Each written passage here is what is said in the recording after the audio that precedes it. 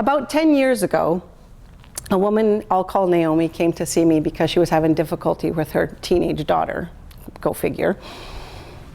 Naomi was a paragon of Christian virtue. She was about 5'0", soft-spoken. Her father was a pastor. She came from a Christian family. Her husband was in ministry. Everybody in her world was in ministry.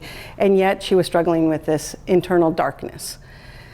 She couldn't explain it. Everything, by all rights, everything should be going well in her life.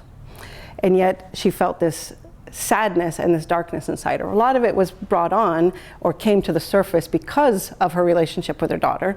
She admitted that she didn't understand her daughter. Sometimes she didn't even like her daughter because her daughter was different than her and saw the world differently, and she just wasn't being a good Christian girl from the mother's perspective if she was being honest with herself. So one of the things that I do in my office is I ask people to pick out images that help explain what's going on in their lives. And in this closet that I have of these images, basically metaphors, there's about 500 different images. And I asked Naomi to go and pick out a couple that would describe what was going on in her world. Now the first image that she picked is one that gets chosen a lot. It's this little smiley ball of sunshine. Everything's good on the outside, everything's working, she feels great, she's happy, she's joyful all the time. The problem is her daughter was seen below that. See, the world saw this, but her daughter saw something else. And underneath that smiley ball of sunshine, Naomi picked this other image that also gets chosen a lot from people who are struggling, and that's this outhouse. Okay, now it's actually a salt shaker. There's some holes on the top, and it says, "I'm full of S," because it's supposed to be salt, but there's a metaphor in there. And part of the rules of using metaphors with people or images is you don't assume what they mean. So wanting to not assume anything, I asked Naomi, what does this mean about the way you feel inside? Are you the outhouse? Are you in the outhouse? And to my surprise, she says, no, I'm the shit. Okay, I wasn't expecting that from sweet little Naomi. But inside, she felt that awful. Now, what Naomi didn't know is that that is a metaphor that gets used a lot for people about their internal world. I hear that in my office very frequently. I feel like shit. I feel like a piece of shit. I feel like crap. I feel like I'm a worthless piece of crap. I feel like a dirtbag. I feel like these things that are very dark. And most of my work, is with people who would identify themselves as Christians. And yet they feel this dark inside. So though it was a surprise to hear Naomi say that, because she probably had never said the word shit in her whole life, it's not a surprise that she would choose that metaphor about how she was feeling on the inside. Very unlike the ball of sunshine she had chosen, right? And again, part of the problem was her daughter was seeing below her ball of sunshine and was seeing those things that she was afraid to show people. So because I've heard that term so often, it didn't surprise me. And you can call shame whatever you want. You could use any kind of human excrement word, shame, or poo-poo, caca, crap, excrement. You can use a nice word or an ugly word. It's still the same thing. Inside, we have this sense of shame that we're not enough. And it's so painful, we don't want people to see it. So we have these nice little ball of sunshine coverings that we put on it on the outside. But our shame makes us feel alienated and frustrated and stuck. And we don't know who we really are when we're stuck in our shame. So Scripture tells us that it was for freedom that Christ set us free. So why do we feel so stuck? Why do we feel this darkness inside if Christ set us free? In my own life, I struggled with that myself, which is what drove me to understand shame, because I had been following Christ for many years and felt this huge darkness inside, to the point that I had already had an ulcer from a very young age and couldn't understand why I didn't feel the peace, joy, love, patience, kindness, etc. of the fruit of the Spirit. So in order to speak to that question of why we feel that alienation inside, we need to go back to the beginning of the story. Back to Genesis in the very beginning, where it says God created us in his image. Male and female, he created us. So if we have this image of God inside us, again, why do we feel so dark? Now, image of God, I speak a lot about that, and the metaphor that I like for the image of God within us is a prism. And I refer to it as the Imago Dei. Imago Dei is a Latin word meaning exactly image of God. I like the prism as my favorite metaphor because you can even see, I can see the light shining in it. It's not the light, and yet it reflects light. Now, if I pass this around to each one of you and you held it, you would reflect the light a little bit differently, each one of you. So just because we're all created in the image of God doesn't mean that we're cookie cutters and that we're all going to reflect the light of Christ the same.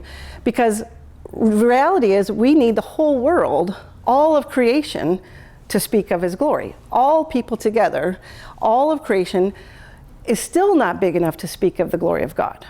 And yet we all have this inside of us. Now, I come from a belief that every single person on the planet, past, present, future, has an Imago Dei. Some people have a hard time with that idea because they think, well, only Christians have an Imago Dei. But I want to challenge you that if you believe that, then you believe that they were created in the image of another God, which means you don't believe in a monotheistic God. It means you don't believe in one God, right? So you have to account for that somehow. Do they become created in the image of God when they accept Christ?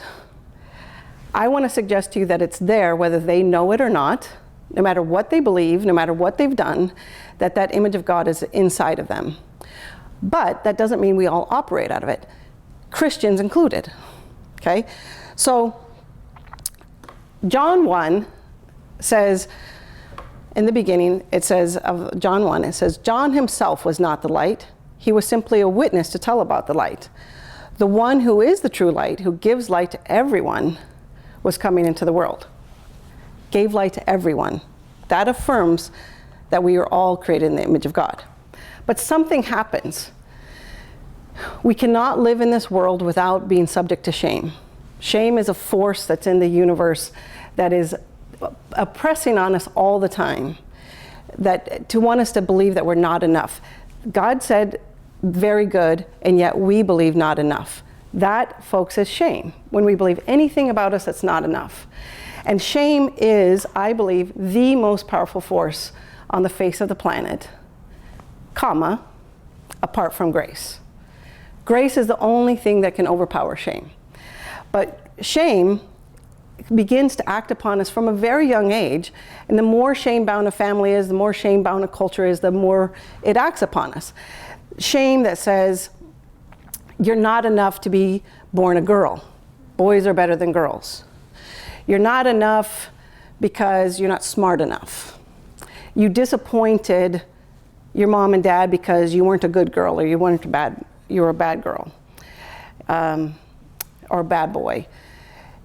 If you experience any kind of abuse, trauma, neglect, all of that is going to bring shame. And little by little, it will coat your Imago Dei as a force that feels like it destroys the image of God within us. We feel oftentimes that we're damaged, broken, beyond repair. These are things I hear in my office all the time from believers who think that I don't have an Imago Dei in me. It's destroyed. Now, you don't have to have experienced some major trauma or lived in a war-torn country or have been raped or abused in order for you to have your Imago Dei completely coated in shame. The boy who misses the winning touchdown in a football game can tell himself that he's a failure and worthless. The person who gets divorced can tell themselves, now I'm no good and I'm not worthy. And little by little, we get this Imago Dei so coated in shame that we lose sight of the fact that we actually have this pearl of great price inside of us. And because shame is so, so painful, we don't want anybody to see it. We want to hide it from the world. We want to even hide it from God. And we certainly want to hide it from ourselves. So we have a way to deal with that.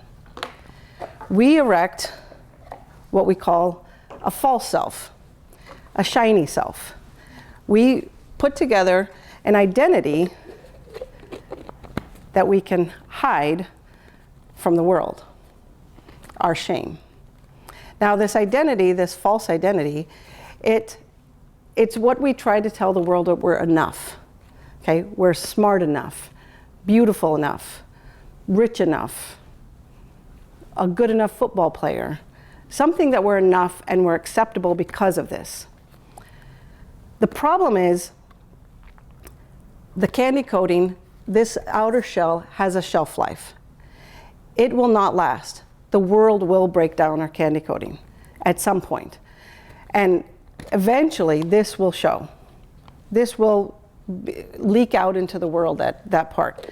When we put all these layers together, they're much like my favorite metaphor, and that's a peanut M&M.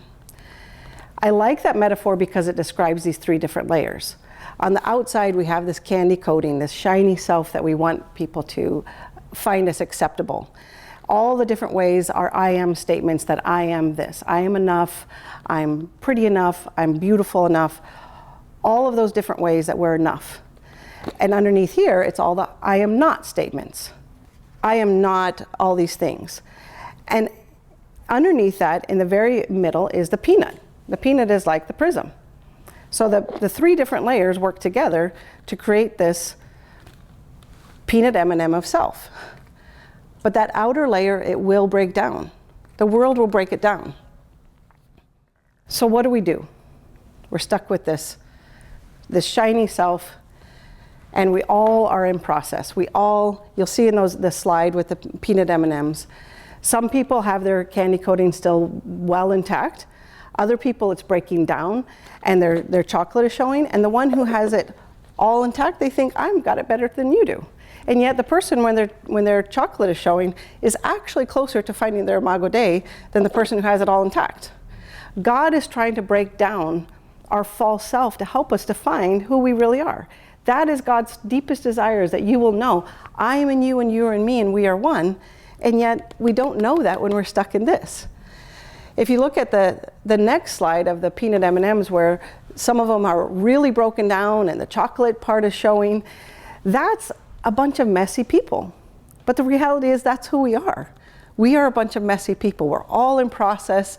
And the person who has the candy coating all worn off and they're just really close to facing their chocolate, that's somebody who's going to be so angry at the world, like they want people to stay away, because if you get any closer to me, you're going to see that underneath it, I have all this crap.